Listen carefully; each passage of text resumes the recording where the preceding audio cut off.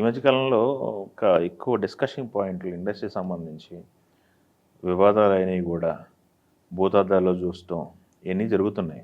మీకు నోటీస్‌లో ఉండుంటది. మొన్న మధ్య రాజమౌళి గారికి సంబంధించిన ఒక ఇష్యూ జరిగింది. ఇష్యూ అంటే అది ఇష్యూ చేస్తే ఇష్యూ, ఇష్యూ కాదంటే ఇష్యూ కాదు. ఆ ఇన్సిడెంట్ పైన మీకు మీ అభిప్రాయం ఏంటి?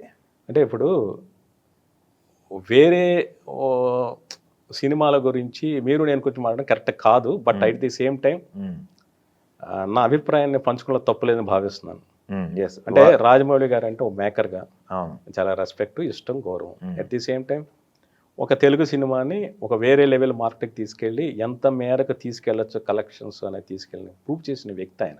అవును. అంత హార్డ్ వర్కర్, నో ఒక డౌట్. ప్యాషన్ ఉన్న వ్యక్తి. సో దాన్ని అందరూ అప్రిషియేట్ చేసి తీరాలి. ఇప్పుడు ఒక విషయం ఏంటంటే దేవుడిని నమ్ముతారా నమ్మరా అనేది పూర్తిగా పర్సనల్. వ్యక్తిగతం. మనకి రాజ్యాంగం ప్రసాదించిన హక్కు ప్రకారం కావచ్చు, మనకున్న భావ ప్రకటన స్వేచ్ఛ కావచ్చు. మీరు ఏ మత ధర్మాన్ని అవలంబించండి. హిందూ మతమే కాదు, క్రిస్టియానిటీ కావచ్చు, ఇస్లాం కావచ్చు, సిక్కు కావచ్చు, బుద్ధిజం కావచ్చు. ఇవేమీ కాకుండా దేవుడిని నమ్మ నాస్తికత్వం కావచ్చు, తప్పు లేదు. ఇది ఆయన వ్యక్తిగతం, దాన్ని నేను తప్పు పట్టను. తర్వాత ఇంకో క్వశ్చన్ ఏంటంటే దేవుడిని నమ్మని వాళ్ళు దేవుడి మీద సినిమాలు తీస్తే మేము చూడాలా? ఇక్కడ ఒక ప్రశ్న అంటే ఇప్పుడు మనం ఇంత సోషల్ మీడియా ఎక్కువైపోయి దీన్ని ఇంత రాచి చిలవల పొలవలు చేసి మాట్లాడతాం. కానీ నేను పేర్లు చెప్పలేను, బట్ అందరికీ తెలుసు.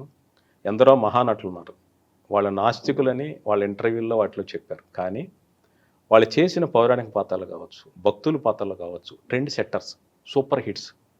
దేవుడిని నమ్మని ఒక వ్యక్తి ఇంత భక్తుడి పాత్ర ఎలా చేశాడని ఆ రోజు ప్రేక్షకులు ప్రశ్నించాల, క్రిటిక్స్ క్వశ్చన్ చేయాల. ఆ సినిమాల్లో ఒక నటుడు ఆ పాత్ర బాగా చేశాడా లేదా, మనకు నచ్చిందా లేదా అని చూసి అప్రిషియేట్ చేశారు. అలాగే ఆరుద్ర గారు, ఆయన సమగ్రాంధ్ర సాహిత్యం అని గొప్ప తిరుగులేని సేవ చేశారు. బట్ ఆయన కృషిని గౌరవించరు. అలాంటి వ్యక్తి ఆయన కమ్యూనిస్ట్. ఆయన చాలాసార్లు స్పష్టంగా చెప్పాడు ఆయన. అలాంటి ఆయన పౌరాణిక సినిమాలకి ఆయన స్క్రిప్ట్ రాశారు. అంటే సంపూర్ణ రామాయణం బాపు రమణ గారి సినిమాకి ముందు పేరు ఆరుద్ర గారి పేరు ముందుంటే తర్వాత ముళ్ళపూడి వెంకటరమణ గారి పేరు ఉంది. బాపు గారు, వెంకటరమణ గారు మహాభక్తులు, దేవుణ్ణి నమ్మిన వాళ్ళు.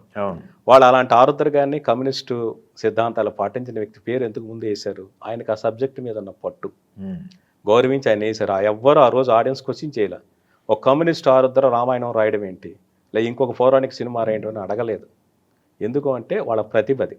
సో నమ్మని వాళ్ళు రాయచ్చా లేదా అంటే మన రామ్ గోపాలం గారు కూడా చెప్పారు.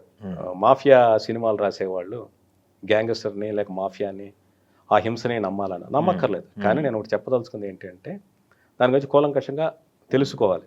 ఇప్పుడు నేను పోకిరి సినిమా పనిచేశాను.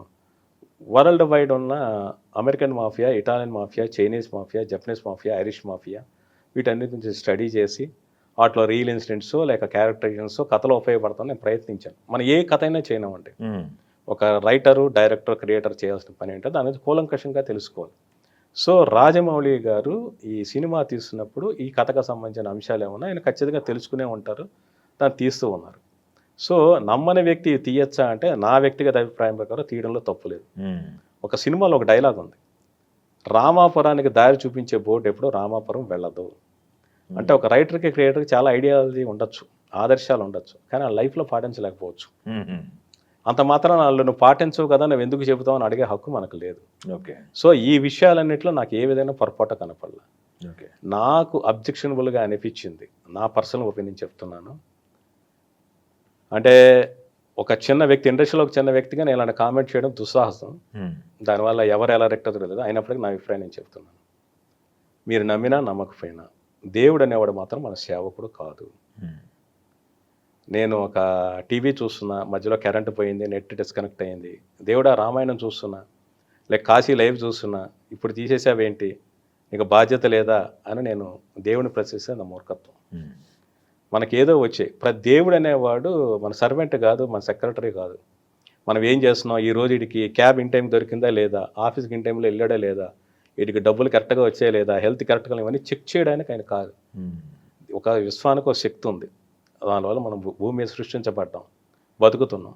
ఎట్ ది సేమ్ టైం మన నమ్మకం, మన ప్రార్థన బట్టి మనకు అవసరమైనప్పుడు దేవుడి దగ్గర నుంచి సహాయం వస్తుంది. ఇది నేను ప్రత్యక్షంగా నేను పొందిన అనుభవం.